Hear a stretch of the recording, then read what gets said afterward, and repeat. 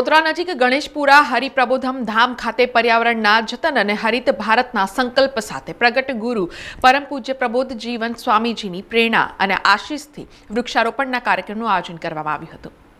હિન્દુ સંસ્કૃતિના જતન અને સંવર્ધનના પરમ પૂજ્ય હરિપ્રસાદ સ્વામીજીના યુગ કાર્યને પ્રગટ ગુરુ હરિપરમ પૂજ્ય પ્રબોધ જીવન સ્વામીજી પોતાની તપશ્ચર્યા અને સુહૃદય ભાવથી આગળ ધપાવી રહ્યા છે, જેના ફળ સ્વરૂપે આજે દેશ વિદેશમાં લાખો ભક્તો નિર્વ્યસની અને ચારિત્ર્યવાન જીવન જીવીને સમાજમાં પ્રેરણા પૂરી પાડી રહ્યા છે। સાથે સાથે યુવા વિકાસ, મહિલા વિકાસ, સ્વદેશી સ્વાવલંબી ભારતના ઘડતરની ભાવના થકી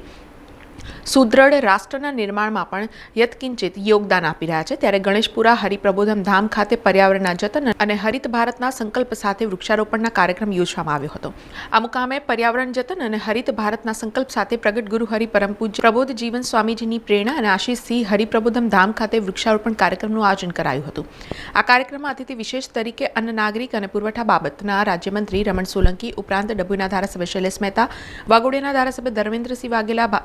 વડોદરા ભાજપ જિલ્લા પ્રમુખ રસિક પ્રજાપતિ, વડોદરા ભાજપા જિલ્લા યુવા મોરચા પ્રમુખ દર્શન બ્રહ્મભટ્ટ, વાઘોડિયા તાલુકા ભાજપા મહામંત્રી જયમીન પટેલ, વડોદરા જિલ્લા પંચાયત ઉપપ્રમુખ અશ્વિન પટેલ, વકીલ બ્રિજેશ પટેલ, ઇસ્કોન મંદિરના હરિવિલાસ પ્રભુજી તથા અન્ય અગ્રણીઓએ હરિપ્રબોધમ પરિવારના સંતો પૂજ્ય સુહદ જીવન સ્વામી, પૂજ્ય ગુરુપ્રસાદ સ્વામી, પૂજ્ય સુચેતન સ્વામી સાથે વૃક્ષારોપણ કરવાની સાથે સાથે વૃક્ષો, પાણી, જમીન વગેરેની જાળવણી કરી ભાવિ પેઢીને સ્વસ્થ પર્યાવરણની ભેટ આપવા પ્રેરણા આપી હતી। આ અવસરે સંસ્થાના સાધ્વી બહેનો દ્વારા જિલ્લા પુરવઠા અધિકારી ગીતા દેસાઈ તથા અન્ય મહિલા આગેવાનોનું સ્વાગત કરાયું હતું। પ્રાસંગિક ઉદ્બોધન કરતા પૂજ્ય સુહદ જીવન સ્વામી અને પૂજ્ય સુચેતન સ્વામીજીએ પ્રગટ ગુરુ હરિ પૂજ્ય પ્રબોધ જીવન સ્વામીજીની જીવન ભાવના સમજાવી તેમનો વૃક્ષો, પાણી, કુદરતી સંસાધનોના જતન થકી જીવ પ્રાણી માત્ર પ્રત્યેનો સુહદ ભાવ વર્ણવ્યો હતો।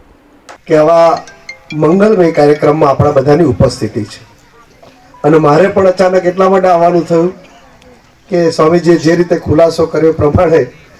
એમનો કાર્યક્રમ નક્કી હતો, પણ આ સંસ્થા વર્ષો સાથે અમારા બધાની સાથે પારિવારિક જોડાયેલી છે। અમે બધાય આ સંસ્થાને અમે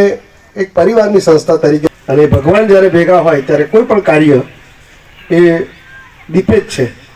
અને આ જ્યારે કાર્ય દીપવાનું કામ થયું હોય, બધા સાથે મળીને કામ કરતા હોય ત્યારે ખૂબ સરસ આ સંસ્થા કામ કરશે જ, કરે જ છે। અને ખાસ કરીને જે યુવા જાગૃતિ માટેનું જે કામ છે એ ખૂબ ચિરસ્મરણીય છે। અત્યારે બધું દુનિયામાં છે,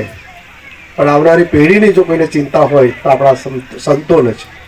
કે આવનારા સમાજની જ કોઈને ચિંતા હોય તો સંતો પાસે છે। તો આવો આપણે જ્યારે સંતો આટલો, હમણાં થોડા સમય પહેલાં અમિતભાઈ શાહ સાહેબે બહુ સરસ વાત કરી હતી કે ભારતીય જનતા પાર્ટીમાં વિચાર તો હતો જ અને વિચારને કારણે પાર્ટી બની, પાર્ટીમાં જતાં જતાં સંગઠન બન્યું, પરંતુ આદરણીય વડાપ્રધાન મોદી સાહેબે આવ્યા પછી એમણે એક સેવાનો ભાવ ઉમેર્યો કે આપણે જે કાર્ય કરીએ છીએ એક સેવાના ભાવ સાથે કરીએ છીએ, અને જ્યારે સેવાનો ભાવ ઉમેરાય છે ત્યારે એમાં આત્મીયતા વધે છે। આપણે બધા જ આ ક્ષેત્રમાં જ્યારે કામ કરતા હોય, અમે પણ એક પોલિટિકલ ભલે પાર્ટી હોઈએ, પણ અંતે તો સમાજની વચ્ચે રહેનારા વ્યક્તિ છે। કામ કરનારો અમારો કાર્યકર્તાની સાથે પણ આત્મીયતા જરૂરી છે, એ પણ અમારી સાથે એક વિચારથી જોડાયેલો છે। ભલે જવાબદારી એની નાની હોય, બીજાની મોટી હોય, ને તો પાર્ટીમાં તો આવી બધી જવાબદારી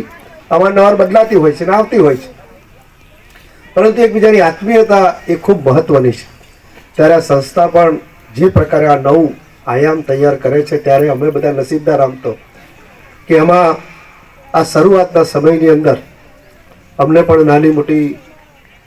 જોડાઈને સેવાની સહયોગ મળ્યો છે। સમાચારોના સતત અપડેટ માટે TNN ન્યૂઝને YouTube પર સબસ્ક્રાઇબ કરી બેલ આઇકોન પ્રેસ કરો અને અમારી સાથે જોડાયેલા રહો Facebook, Instagram અને Twitter ઉપર।